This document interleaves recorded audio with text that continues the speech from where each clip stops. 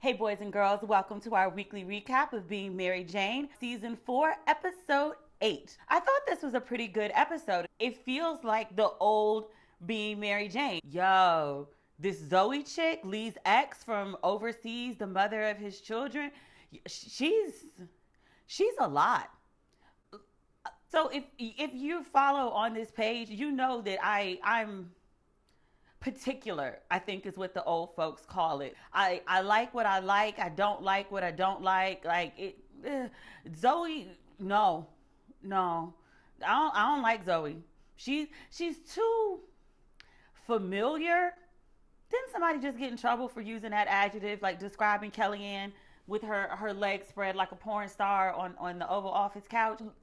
Yeah, Zoe, too familiar. Ma'am, I just met you. I don't need to hang out with you 3 different times. That's too much damn time with a woman who's too damn much. Zoe's texting Lee about the state of her pubic hair. She's taking pictures of Mary Jane while she's changing in the dressing room. And you know what? I don't change in the dressing room with people. Why? I don't understand why 2 women are changing in the dressing room. If it's a friend, I wouldn't really think much about it if there was only one dressing room available, but they have multiple dressing rooms for a reason. Why are y'all sharing one? Y'all don't know each other. Like, y'all are new. Like, again, familiar. I guarantee you that wasn't Mary Jane's idea. Mary Jane, she kind of stank like Activist sometimes. She wants her own dressing room. And then she's taking pictures of her and sending them to Lee. And then old girl grabs her and kisses her. Like, there were other ways to announce that you were into women. You could have just said, I'm a lesbian. I love women. You didn't need to kiss a stranger, the current girlfriend of your ex and father of your children, to get that point across. No, the chick is just, she weird. She weird. And then, okay, the end of the episode, because she's just so familiar and has 0 boundaries whatsoever, she's like, yeah, so Lee, I'm going to have a baby with my girlfriend. I want all my kids to have the same father. I want them to have a biological relation to each other. So I'm going to ask you, my ex who lives across the pond, I'm going to ask you to donate your sperm to make this baby with me and my girlfriend. And I'm gonna ask you that, Ish, right in front of the woman that you're dating, who I just got finished saying is your soulmate. Lady, I get the idea of wanting all your kids to have the same father, but that works best when you're actually in the relationship with the father of the children. Maybe it's me. I don't know. But like, that chick, she was nuts. I'll be glad when she gets on a plane back to London. I mean, obviously, we're going to have to deal with her next week to see how Lee answers this question. But I didn't like that he didn't immediately say no. Really, you're going to contemplate this? Lee, I've never been the biggest Lee fan. He makes Mary Jane happy. I tried to ignore the pop-up situation. He punched a dude in the face defending her honor. He's got a sense of chivalry. Liking a finger up his butt. Everybody's got their thing. They're consenting adults. I was willing to overlook all of that because he made Mary Jane happy, but he just don't do it for me. And a lot of people have commented on his look. He's not my cup of tea, but he's a cup of tea. But like at the comedy show, the way he talked about Niecy and put her business out there like that, I know you're a comedian, but I just kind of feel like if you're going to talk about your spouse's family, then they need a heads up. Like, hey, like I'm going to mention Niecy in part of my act tonight. I'm going to mention you in part of my act. And then on top of that, he hit her with, yeah, I believe in commitment, but I don't believe in marriage. You know, the vast majority of women believe in marriage. If you don't believe in it, fine. That's awesome. But that's something that you need to say, I don't know, before you establish a committed relationship, just to say, hey, this is how I think about these things. I know it's a little different. I just wanted to inform you. So down the line, you don't feel okie doke like Mary Jane feels right now. So it was something else that he did. Oh, just the way he interacts with Zoe in front of Mary Jane. I mean, he can't control Zoe, but he can control himself.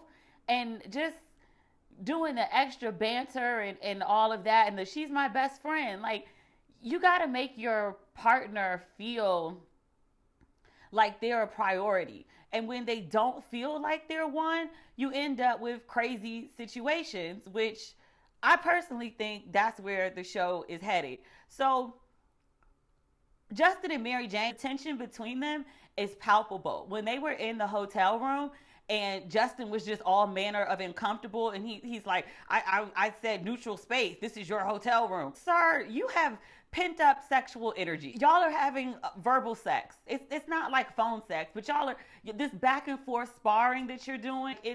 It's verbally simulated sex. That's what's happening there. And eventually, well, Justin has a girlfriend, so that ain't never stopped Mary Jane before. I mean, she dated a man with a wife and a man with a pregnant girlfriend. So I don't want that to happen, because I think MJ, I like her in a stable relationship, but Lee ain't the one as far as I'm concerned. He's just not. Like I gave him a shot. I'm taking my shot back. Like, no.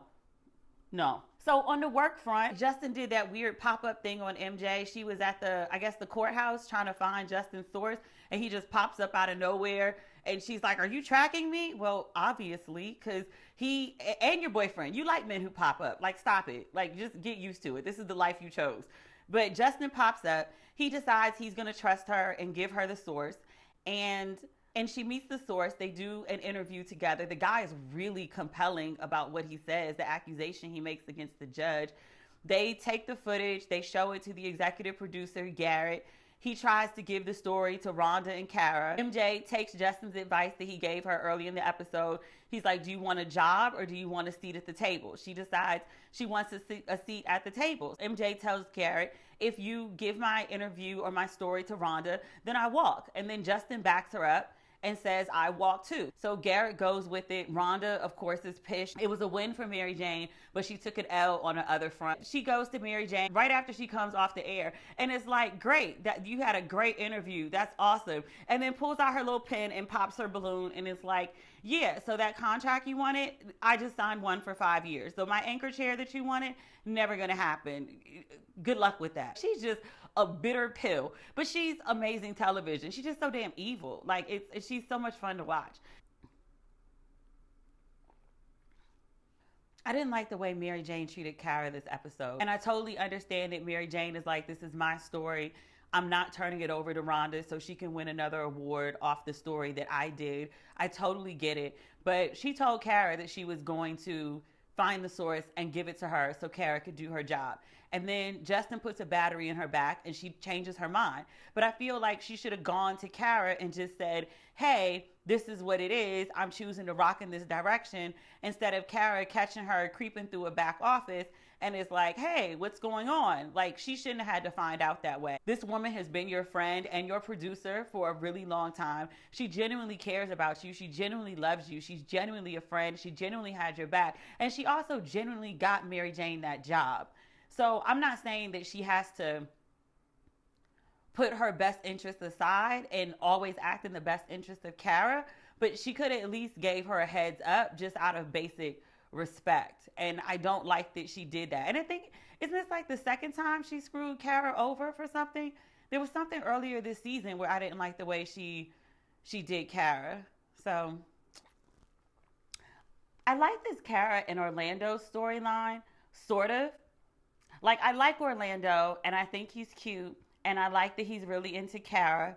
I wish Cara could just admit that she actually likes him, like when she was ranting and raving about, don't talk to my son on social media. I understood where she was coming from. Like, if he was talking to her son, he should have said something. He should have said, hey, your son's been hitting me up, and we've been having conversations. I think that's fair. But all of that, well, what if my son sees this? And what if, like, ma'am, that's all you. And you told him that he should go out and he should flirt with the ladies, but you clearly have feelings and you feel a way about that. So you should go back to him and say, hey, I know what I said, but I've changed my mind. And I would appreciate if she should have the conversation that Orlando eventually had, because he realized what was going on, to say that she wanted to be in a relationship. Now, I'm a verbal snob. I'm fully aware of this. The first time he said he wanted to be anonymous instead of monogamous, like, I would have dried up and shriveled and died. Like, he wouldn't have been able to do it for me anymore. I'd be like, I'm humping an idiot. It's how I think, and you can hate me and it's fine. I'm fine with that. But yeah, like the anonymous thing, like, what? I know what the producers were trying to do with the PJ storyline. They brought him to New York, so Mary Jane's not just in the city by herself. She has some semblance of family. I get it, but his storyline is completely boring. Him and Ava, she blackmailed him with the chick so she could throw a party at the house. Like, you live in the house, you have keys to the house. Throw the party at the house. I don't understand why you need PJ involved. And then Olivia, Ava's mom, turning out to be really interested in PJ and trying to kiss him. Nothing about the storyline is like surprising or shocking or twisting and turning. Like, it's dry. But PJ's cute. I like looking at him. I would honestly rather see what's going on with Justin or develop this Cara situation with Orlando some more, because I feel like we get bits and pieces of them. But Cara's my favorite character on the show, so I would always love to see more of her. But I really feel like PJ could be cut, or we could just cut back and forth between what's going on with MJ in New York and what's going on with the Pattersons in Atlanta, because those people got always just so much going on. They're interesting, and I like them. So, I don't know. Yeah. I think that's everything. Yeah. I'll see you next week.